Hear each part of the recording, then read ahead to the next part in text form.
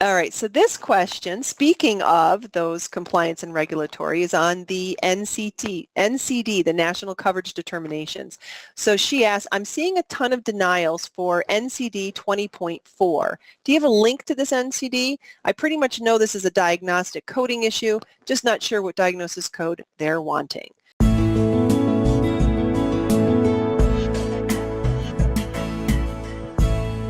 Okay, so I just simply did a Google search on NCD 20.4 and this is what I found. I'm going to do it right now live. NCD 20.4.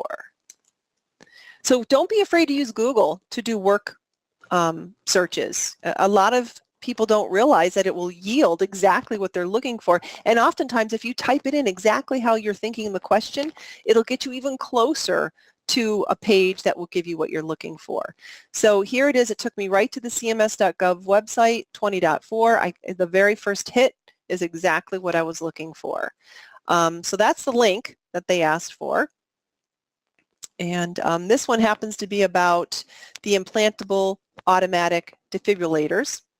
And it gives you the policy number, the effective date, and it goes into what it is.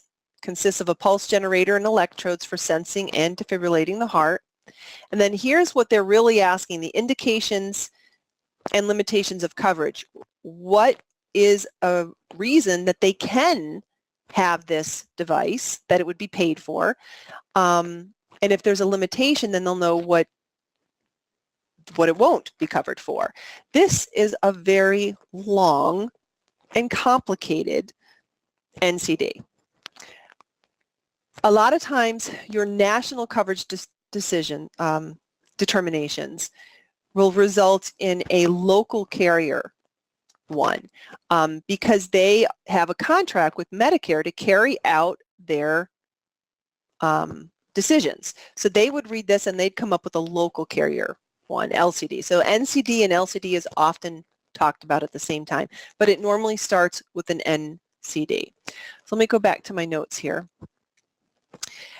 I got this little explanation from CMS itself. Yes, from CMS itself. And basically it's telling us that an NCD sets forth the extent to which Medicare will cover specific services, procedures, or technologies. Medicare doesn't cover everything. So these will help communicate what they do cover and under what circumstances. Medicare contractors are required to follow these NCDs. If an NCD does not specifically exclude or limit an indication or circumstance, diagnosis code, or if the item or service is not mentioned at all in an NCD or in a Medicare manual, it is up to the Medicare contractor to make the coverage decision.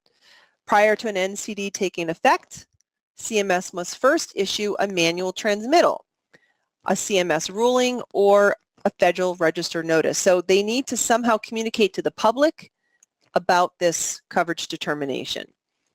That issuance, which includes an effective date and an implementation date, is the NCD, and we just looked at what one looks like on their website. If appropriate, the agency must also change billing and claims processing systems and issue related instructions to allow for payment. So once they determine that it's going to be covered, well, then they got to update their billing manual that tells them how to do that. So anyway, that is, you know, what an NCD is. Now, if you have an encoder, like Find a Code, they will also include the NCD. So I went and looked for it today, and if you go to Find a Code, it's under their info menu, Medicare, and then NCDs. And I just kind of made a little quick link so we could jump right to it. And so this is where they list out all the NCDs. And so the one we were looking at was, I think, yeah, 20.4. It's in the cardiovascular system. So these are all hyperlinked, and then we'll expand. And here it is, 20.4. We can just click on that.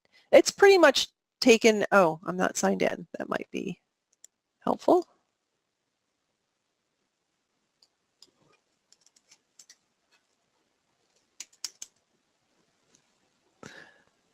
All right. There we go. So this is what theirs looks like. It's going to give you the header from what we just saw on the CMS website. There's a transmittal. You can go right to that PDF. It gives you the coverage guidance. This is what we were just talking about, the indications and limitations. Coding info. These all say none listed currently. I actually talked to Taylor from Find a Code today via email, and he said this has been a project that they've been working on. They hope to be releasing it in the first quarter of 2018, where you'll actually see some codes that they're letting you know would be covered, kind of like how they do for LCDs. The problem with NCDs is they just kind of give generic information. They don't link it to diagnostic codes.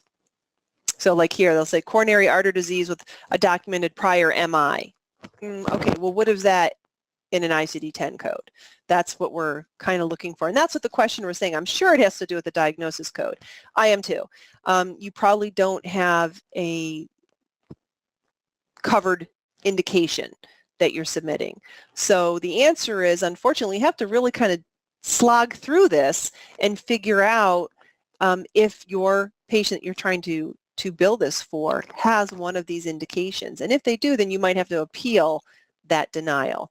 So that's pretty much how that works. You can also look at related LCDs because sometimes they give you more insight, or they might actually give you some codes to look at.